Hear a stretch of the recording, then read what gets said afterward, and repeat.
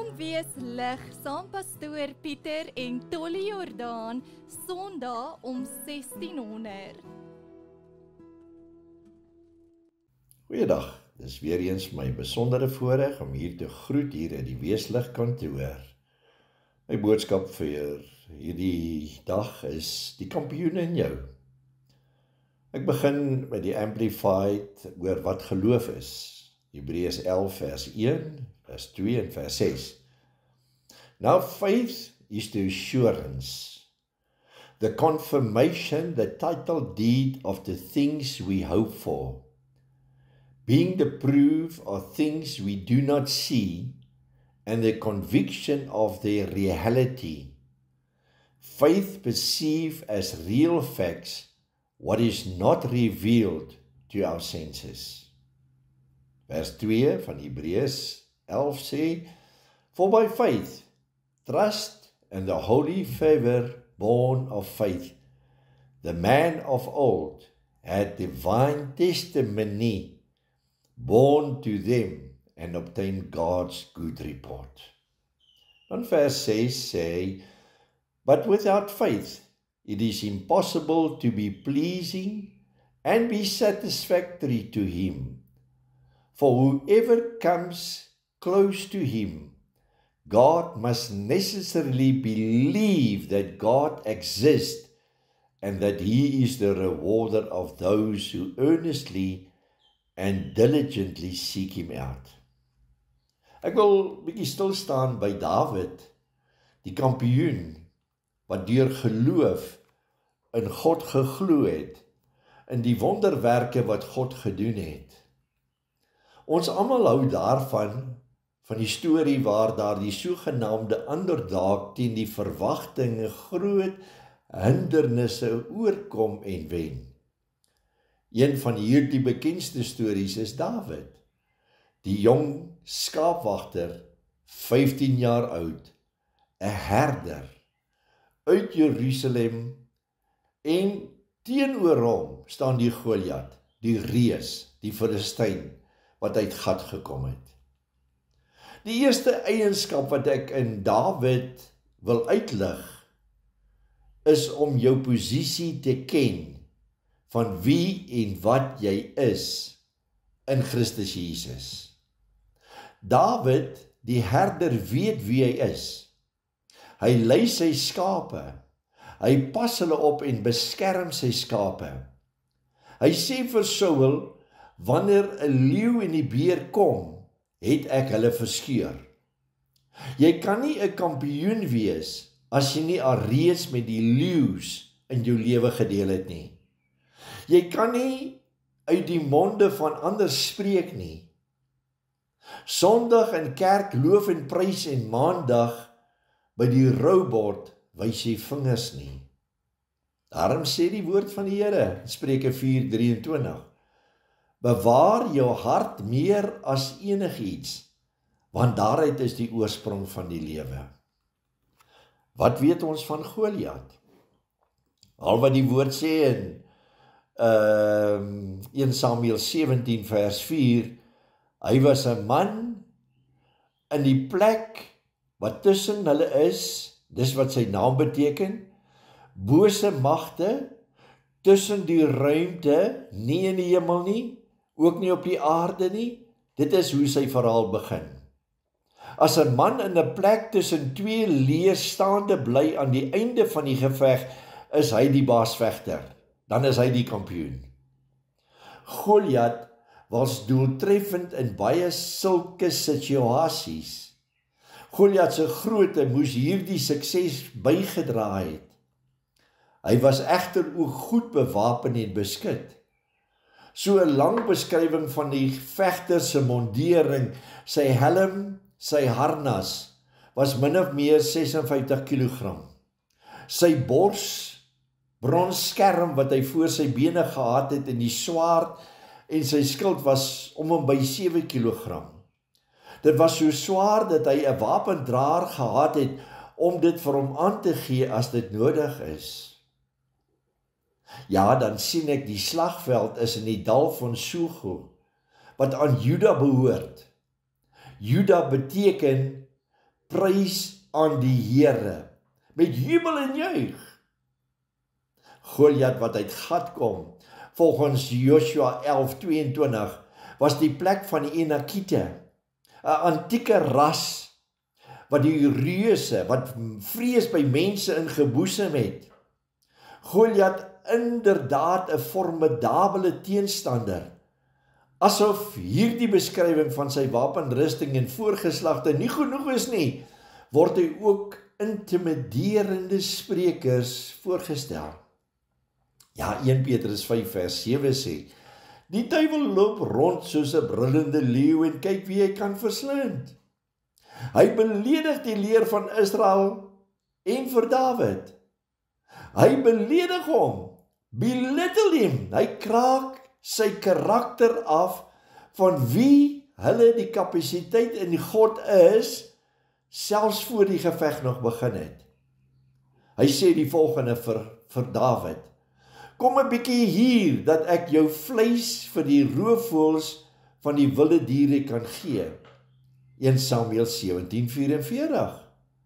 Ja, vir 40 dae lang daag Goliat die vegters uit van Israel. Hulle moet 'n man identifiseer om teen hom te kon veg. Die volk wat verloor, word dan slawe van die ander volk. Waak en bid, sodat jy nie 'n slaaf word van die verkeerde kampioen nie. Dawid se oorwinning verhaal oor Goliat begin toe sy pa Jesse hom stuur in gehoorsaamheid gaan hy. Die tweede eienskap van 'n kampioen is om te luister en te doen.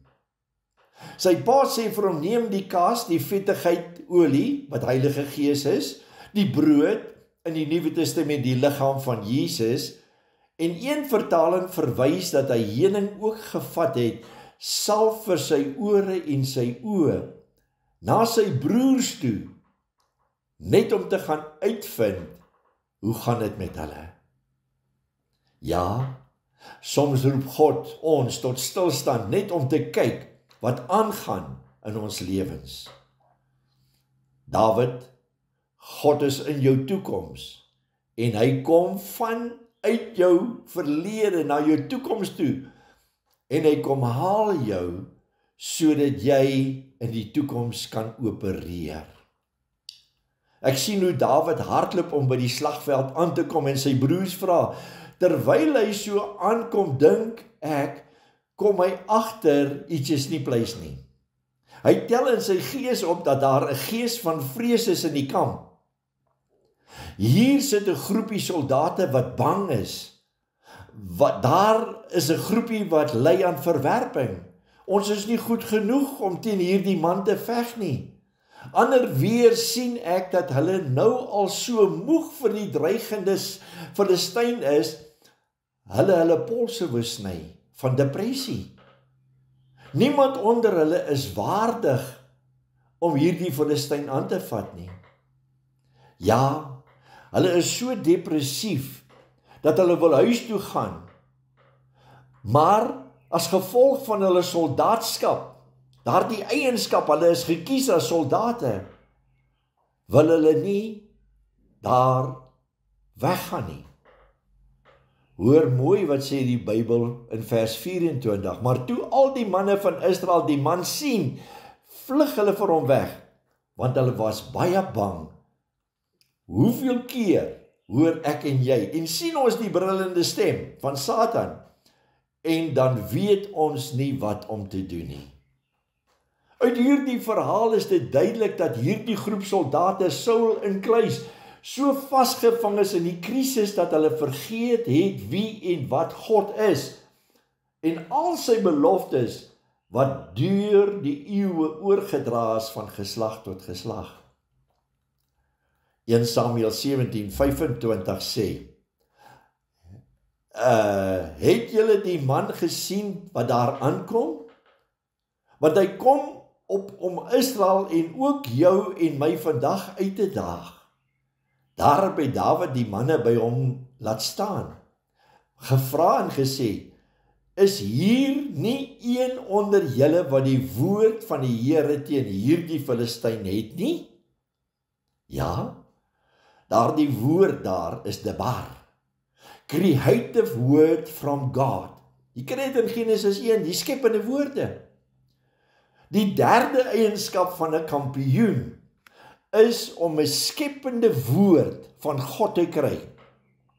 Dit beteken, as dit moet tyd in jou teenwoordigheid van God te spandeer, totdat jy hoor wat sê die Here oor hierdie saak. As jy in gehoorsaamheid gaan, moenie dink, jy is nie daar, en jy gaan nie teenstand kry nie.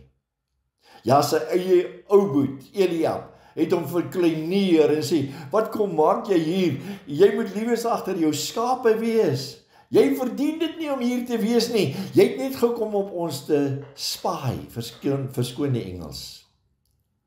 Dawid gee uiting aan sy verontwaardiging. Dit word nie deur sy oudste broer gewaardeer nie. Eliab was kwaad vir Dawid. Dis sy jong boetie, hy het nie eens vegkuns in hom nie. Laat hom liewes dit dan maar verdwyn. Ja, maar geloof was in Dawid se hart. Hulle kan hom maar bespot. Die volgende eienskap wat Dawid het, hy was nie vol van homself nie, maar vol van God. Hy oordink die Here dag en nag. Dit het hy geleer daar in die velde. Het God 'n fout gemaak, of het ek verkeerd gehoor? Toevallig was Jesse van Dawid, die skaapwagter, nie daar toe Samuel gekom het om die ander 7 broers of die een vir die Here te gaan uitkies, te gaan inhuldig nie. Ja, Eliab het daar gestaan. Hy was daar toe Samuel vir Dawid as koning salf, as opvolger van Saul. Het jy dan vergeet, Eliab, dat hierdie 'n uitgekiesde is van God? Jy kan nie jou mond teenoor die gesalfde van die Here oopmaak nie. Ja, daar in die veld het hy geleer om sy slingervel te gebruik. Ja, test, operate en exit. Jy neem die slingervel en dan mik jy na 'n spesifieke blaartjie en dan mis jy, totdat jy daardie blaartjie raak kry. Daarom was Dawid oortuig dat hy gereed was om hierdie man aan te vat. Ja, ons weet dat koning Saul hom sy klere probeer aantrek het. Wil ek net daardeur vir jou sê, moenie ander ouens se klere aantrek nie, moenie op ander ouens se salwing staat maak nie, moenie op ander ouens se boodskappe wil floreer nie. Waar is jy in verhouding met God? Nou sien ek hoe Dawid afgaan met sy staf, en daar by die spruit tel hy 5 klippies op. 5 spreek van genade. Klippie 1, Dawid, ek het jou by jou naam geroep, jy is myne. Al gaan jy deur diep waters, ek is met jou. Ja, ek sien klippie 2, vertrou op die Here en maak nie staat op jou insigte nie. Klippie 3, dapper held, courageous man of valor. Hierdie geveg is nie joune nie. Die vyande, die Filistyn is nie teen Israel nie, maar teen my. Dalk sê klippie 4, moenie bevrees of bang wees nie. Ek is by jou. Moenie bekommerd wees nie. Ek is jou God. Ek sal jou versterk. Ek sal jou help. Want ek het jou aan my regterhand vasgehou. Ek sal jou en my volk red. Klippie 5 sê, nie deur krag of geweld nie, maar deur my gees, so sê die Here van die leerskare. Dawid se skepende woorde roep die dinge wat nie bestaan nie, asof dit bestaan. En ons ken dat hy hastig gemaak het en na Goliat gehardloop het. Nie deur sy eie krag of geweld nie, maar deur die gees van die Here, wat die ordes van die Allerhoogste God uitgedaag het. En ek sien hoe daardie klippie uit daardie slingervel lostrek, en God sy hand stuur, reguit na die voorkop van Goliat, en hoe Goliat neerslaan. Die 5de eienskap is om Juda in jou binneste wakker te maak. Verbly jou in die Here, ek herhaal, verbly jou, sê Paulus in Filippense 4:4. Let mooi, wat gebeur in die kamp van die oomblik toe hulle sien die reus het geval, het hulle begin hardloop, hulle het begin juig en gejubel, want God het vir hulle deurgekom, hy het hulle hom erken. Daar was vrese, daar was verwerping, daar was depressie. Nou kom die Here en die Here gryp in hulle saak in. Want die woord van die Here sê, die blydskap in die Here is jou beskutting. Soos Dawid beloof het, kap hy Goliat se kop af met die reus se eie swaard. Dawid vat die kop van die Filistyn en bring dit na Jerusalem. Later sal ons leer dat die berg Golgotha, daar waar die kopbeen is, 630 jaar later, sterf die Seun van God op Golgotha, om vir jou en my vry te koop, om ons los te maak. Geliefdes, het ons nog die salwende krag? Kan ons deur geloof na God toe gaan en die Goliatte wat in jou lewens is, verpletter deur die woord van die Here, deur die swaard van die Gees, deur die oorwinning en die krag van die Heilige Gees, of maak ons op onsself staat? Ja, daar was 'n loon vir hom. Die 6de eienskap, hy het met Saul se dogter getrou. Paulus sê vir my is daar 'n weggelê, 'n ewige kroon van heerlikheid, wat die Here die dag vir ons sal gee. Het jy jou reus in jou lewe? Dalk het jy jou werk verloor. Dalk het jy geliefde verloor. Dalk is jy in egskeiding. Dalk het jy moeilike kind. Dalk is jy moedeloos. Wil ek jou aanspoor om deur geloof na God toe gegaan. Moenie in sterie huil, maar praat met die Here. Vra hom, Here, vergewe my. Ek het U nodig. Here, dat 'n Dawids gees in my sal inkom en ek meer as oorwinnaar sal wees. Verskoon. Want die bloed van die lam maak ons vry. Amen, amen. Dankie Here dat ons in hierdie oomblik vir U kan vra en kan opstaan uit ons omstandighede. Filippense 4:13.